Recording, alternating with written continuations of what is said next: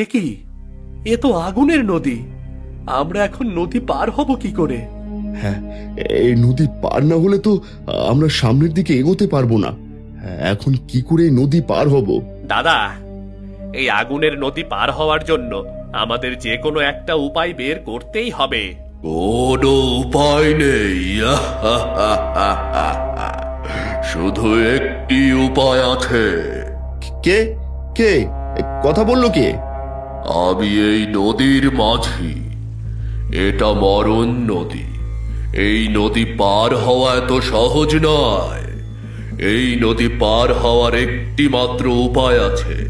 তাহলে বলো, বলো কি উপায়ে আমরা ওই নদী পার হতে পারবো, বলো। এই নদী পার হতে হলে তোমাদের তিনজনের মধ্যে একজনের প্রাণ বিসর্জন দিতে হবে, তবেই বাকি দুজন এ নদী পার হতে পারবে। বেশ, তাহলে তুমি আমার প্রাণ নিয়ে নাও, আর আমার দাদাদের এই নদী পার হতে দাও। না, তুমি আমার প্রাণ নিয়ে যাও, আর এদের দুজনকেই নদী পার হতে দাও। না, আমি সবার বড়, তুমি আমার প্রাণ নিয়ে নাও, আর আমার আদরের দুই ভাইকে এই নদী পার করে দাও।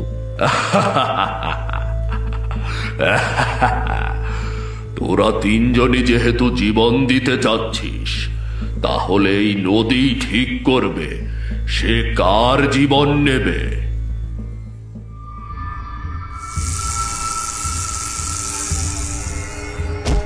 না, এ হতে পারে না। না দাদা, তুমি আমাদের ছেড়ে চলে যেতে পারো না। দাদা, দাদা।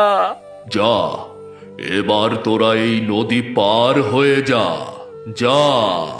চল রে বিজয়, দাদা তার জীবন দিয়ে আমাদের জন্য এই রাস্তা তৈরি করে গেছে। এবার চল। হ্যাঁ চলো, কিন্তু দাদাকে এখানে ফেলে রেখে যেতে পারবো না। আমি দাদাকে সঙ্গে নিয়ে যাব। হ্যাঁ, দাদাকে সঙ্গে নিয়ে চল।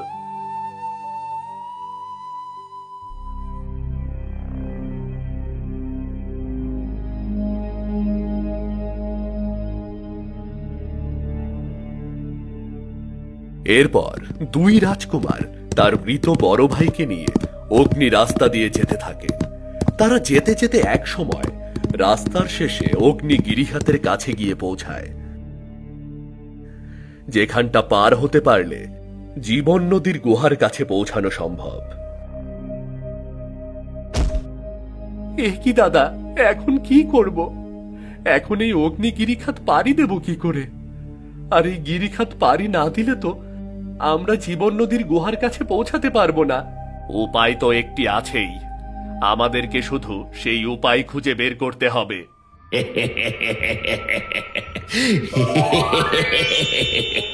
কোনো উপায় নেই, এখান থেকে জীবন নদীর কাছে যাওয়ার কোনো উপায় নেই। তুমি কে, আর তুমি কি করে জানলে এখান থেকে যাওয়ার কোনো উপায় নেই? আরে আমি জানবো না তো কে জানবে? আমি হলাম এই জায়গার পাহারাদার। যা যা, ফিরে যা। তোরা কখনো এই গিরিখাত পার হতে পারবি না। ফিরে যা, ফিরে যা। না, আমরা ফিরে যাব না। প্রয়োজন হয় আমরা এই অগ্নিতে ঝাঁপ দিয়ে প্রাণ দিয়ে দেব, তবু আমরা পিছু ফিরে যেতে পারবো না। আমরা যদি আমাদের একমাত্র বোনকে ভালো না করতে পারি, তাহলে প্রাণ নিয়ে ফিরে গিয়ে কি করব? প্রাণ দিবি? প্রাণ দিবি? বেশ বেশ, তাহলে দে, তোর প্রাণটা আমাকে দে। তাহলে আমি তোর জীবিত ভাইকে এই গিরিখাত পার হতে সাহায্য করব। না, তুমি আমার প্রাণ নিয়ে নাও, আর আমার দাদাকে যেতে সাহায্য করো। না, ও আমার আদরের ছোট ভাই। তুমি আমাকে মেরে ওকে এই অগ্নিগিরি খাত পার করিয়ে দাও, পার করিয়ে দাও। না, আমার প্রাণ নিয়ে নাও। না, আমি তোর প্রাণ নেব না। আমি ছোটদের প্রাণ নেই না।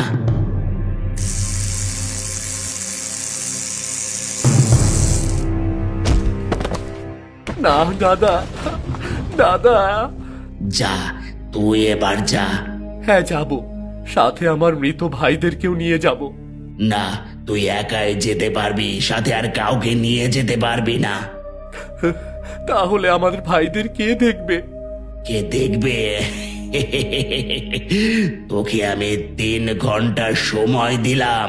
তুই যদি এই সময়ের মধ্যে ফিরে না আসিস তাহলে তোর ভাইদের লাশ পাবি, নয়তো আমি এদের খেয়ে ফেলবো। ঠিক আছে, আমি তার আগে ফিরে আসব, কিন্তু খবরদার তুমি আমার ভাইদের কিছুই করবে না। ঠিক আছে, ঠিক আছে, কিছু করব না, এবার যা।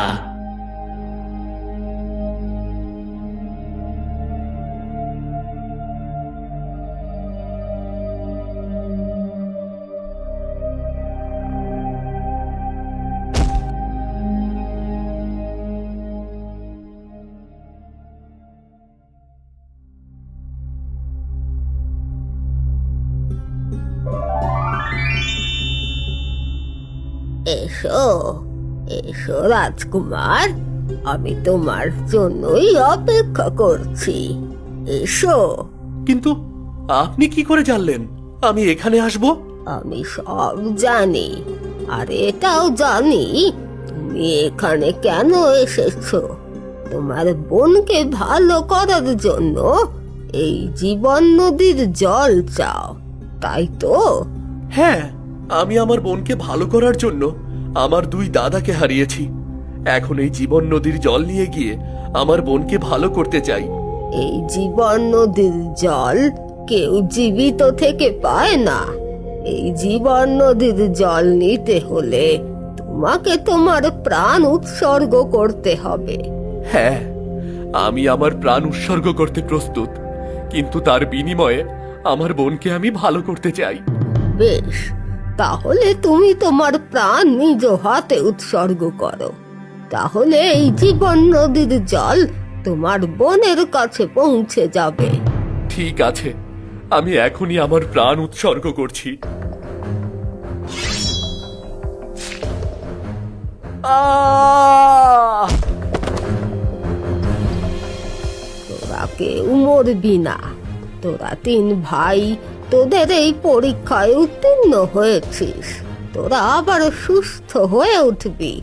তোরা আবার সবাই সুখে শান্তিতে থাকবি, আর তোদের বোনের অভিশাপ চিরতরে মুক্ত হয়ে যাবে।